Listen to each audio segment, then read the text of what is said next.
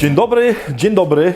Jest 6 rano. W Chicago co prawda pogoda jest absolutnie beznadziejna i mam ochotę się położyć tylko i wyłącznie do łóżka, ale to jest żaden powód do tego, żeby jednak mimo wszystko nie wykrzyknąć Good morning, Vietnam! Kochani, witam Was bardzo serdecznie w drugim dniu tego tygodnia. Mam nadzieję, że wczoraj rozpoczęliście fantastycznie tydzień i że poszukujecie swoich cudowności, swoich cudownych rzeczy do robienia i że nie marnujecie czasu.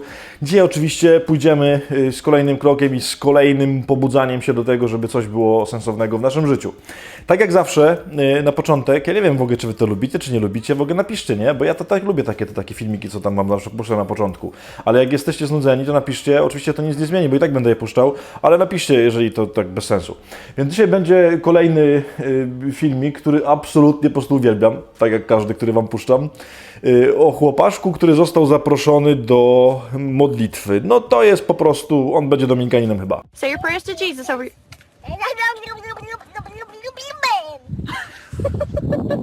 Czy Wy to czaicie? To jest wolność serca, to jest wolność modlitwy. Dla mnie w ogóle to jest to, o czym Pismo Święte mówi, kiedy mówi o modlitwie językami. Ten chłopak po prostu dał się ponieść swojemu dziecięcemu językowi, żeby się pomodlić. Dlaczego ten filmik, kochani? Oczywiście dlatego, że będzie związany z naszym tematem. Zanim w ogóle powiem, jaki to będzie temat, to może po prostu przeczytam Wam zdanie, które dzisiaj chciałbym, żebyście przez cały dzień sobie ponosili. Aktem najwyższej odwagi wciąż pozostaje samodzielnie myśleć. Głośno. Moi drodzy, to zdanie wypowiedziała pani niejaka Coco Chanel. Ja się na tych wszystkich tam różnych perfumo innych nie znam. No ale zdanie jest, uważam, mega. Oczywiście żadne odkrycie, nie? Ale zdanie jest absolutnie cudowne, jakby w swoich dwóch warstwach. Po pierwsze w ogóle samodzielne myślenie, a po drugie umiejętność i odwaga wyrażania tego samodzielnego myślenia na zewnątrz.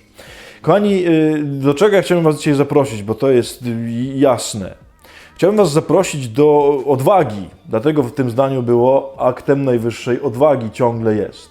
Dlatego, że samodzielne myślenie, umiejętność przeciwstawiania się innym, umiejętność nie walczenia z innymi, bo niestety my to bardzo często mylimy z samodzielnym myśleniem, to jest rzecz strasznie, ale to strasznie istotna. Ale uwaga, tak jak zaznaczyłem, my niestety w dzisiejszych czasach z samodzielnego myślenia zrobiliśmy oręże do walki z innymi. Broń Boże, nie mówię o tego typu samodzielnym myśleniu.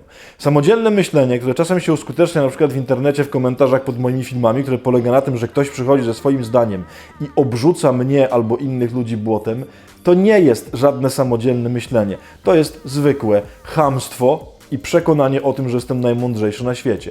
I ja nie o tym mówię. Nie mówię o tym, że samodzielne myślenie polega na tym, że wojujemy z kimś. Nie, moi drodzy, samodzielne myślenie polega na tym, że ja szukam prawdy, a to też znaczy, że jeżeli spotykam kogoś, kto myśli inaczej niż ja, to ja próbuję wyciągnąć z jego myślenia najwięcej, ile się da. Czyli jeżeli on może mi coś dać do tego, że ja będę więcej rozumiał, to ja to od niego biorę. Kochani, dla mnie to jest w ogóle strasznie ważne, bo my naprawdę zrobiliśmy z tej wolności słowa i z samodzielnego myślenia takiego potwora w dzisiejszych czasach, który naprawdę nie ma nic wspólnego, mam takie już wrażenie, jakby z samodzielnym myśleniem. Dlatego, że samodzielne myślenie nie jest wojowaniem, tylko samodzielne myślenie jest poszukiwaniem prawdy wszędzie. Czyli nie jest tak, że mam jedne utarte ścieżki w głowie i zawsze myślę tak. Właśnie to jest niesamodzielne myślenie. Bo wtedy jesteś, że tak powiem, uzależniony sam od siebie. Otóż odseparuj się, uniezależnij się od tego Twojego myślenia. I znowu, mam nadzieję, że to dobrze rozumiecie. Nie chodzi mi o to, że masz nie mieć poglądów i masz nieustannie przybierać poglądy innych ludzi. Nie. To też będzie niesamodzielne myślenie. Tylko właśnie piękność odwagi samodzielnego myślenia, dyskutowania, wyrażania poglądów jest po prostu szukanie prawdy u każdego człowieka, którego spotykam. I to nie znaczy przyjmowanie prawdy od każdego człowieka. Kochani, to jest taka rzecz, która myślę bardzo by nam się przydała. Wiecie doskonale, mówię to do tych szczególnie, którzy żyją w Polsce, którzy mnie słuchają w Polsce, no nasz kraj jest po prostu mistrzem świata, że tak powiem, podzielenia się i kłótni, które się dzieją. I to się nie zmieni w ten sposób, że w końcu jedna strona przekona drugą stronę, że w końcu jedne opcje polityczne przekonają tamte, albo religijne te, albo i tak dalej. Nie. Pogodzimy się i będziemy żyli w pokoju tylko w jeden sposób. Jak zaczniemy, że tak powiem, szukać prawdy u każdego, z kim rozmawiamy. I to jest samodzielne myślenie, bo to jest nieuzależnianie się od swojej własnej głowy. I oczywiście, że jest też niesamodzielne myślenie, które polega na tym, że ktoś po prostu przyjmuje na głupa wszystko, co mu mówią.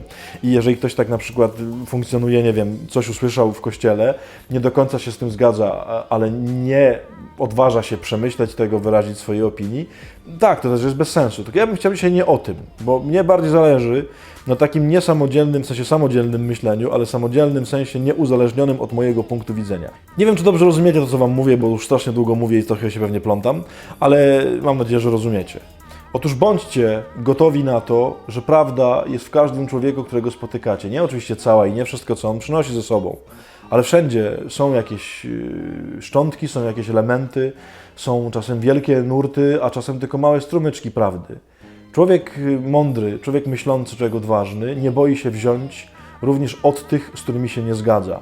To jest przepiękna odwaga, do której bardzo was dzisiaj zachęcam.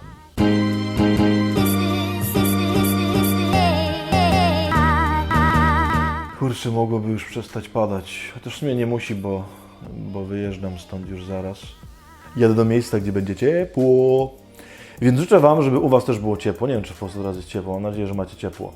Miejcie ciepło, a szczególnie tu miejcie, znaczy tu miejcie ciepło, żeby wam było ciepło od miłości Pana Boga i od ludzi. Do jutra, do 6. Pa!